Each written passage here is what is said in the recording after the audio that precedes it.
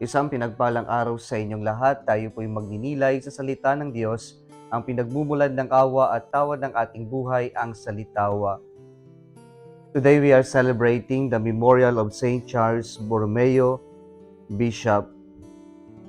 Kahapon po narinig natin sa ating ebanghelyo ang paanyaya ng Diyos na mahalin natin ang Diyos ng buong buo at mahalin natin ang ating kapwa-tao gaya ng ating sarili. Sa ating ebanghelyo ngayon, tinuturuan tayo ng Diyos ng isang praktikal na pamamaraan kung paano natin mamahalin ng ating kapwa. At yung pagmamahal na to ay umuugat o nagmumula sa pagmamahal natin sa Diyos.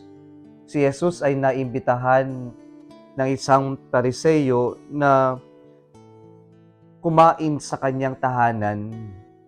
At doon po, ang ating Panginoon ay nagbigay ng isang practical na advice sa Pariseyo na ito. Sabi niya, when you give a lunch or a dinner, don't invite your friends or your brothers and relatives or your wealthy neighbors. For surely they will also invite you in return, and you will be repaid. When you give a feast, invite instead the poor, the crippled, the lame, and the blind.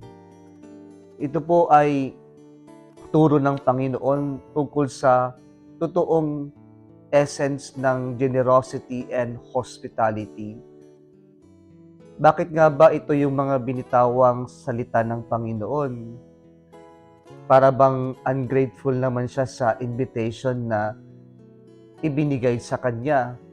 Pero ang Panginoon po ay nagbigay ng magandang turo o aral para sa Pariseyo at sa ating lahat. Na ang pagmamahal sa kapwa ay hindi dapat transactional. Yung nagbibigay ka o nagiging mabuti tayo sa iba nang dahil mayroong tayong inaasahang kapalit na kapag naging mabuti tayo ay magiging mabuti din sila. O kaya naman sa negatibong aspeto, pag naging masama sila, magiging masama din tayo sa kanila. Mga kapatid, ang itinuturo po ng ating Panginoong Hesukristo ay yung tunay na mapagbigay ay hindi po yung nagbibigay ka nang dahil lamang may kapalit o kaya nilang suklian yung kabutihan na ipinapakita o binibigay mo. Dito po, tinuturuan tayo ng Panginoon through generosity is giving without expecting any return. Na alam natin sa ating pagbibigay ay expression lang natin yon sapagkat una tayong nakaranas ng pagiging mabuti at mapagbigay ng Diyos. And we are simply sharing the generosity of God through our generosity in giving to our brothers and sisters.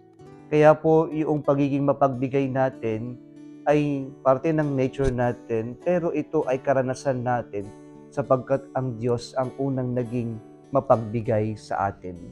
Kung nagustuhan mo ang video na ito, huwag kalimutang mag-like, i-share at mag-subscribe sa Salitawa Facebook page and YouTube channel. Muli isang pinagpalang araw sa inyong lahat.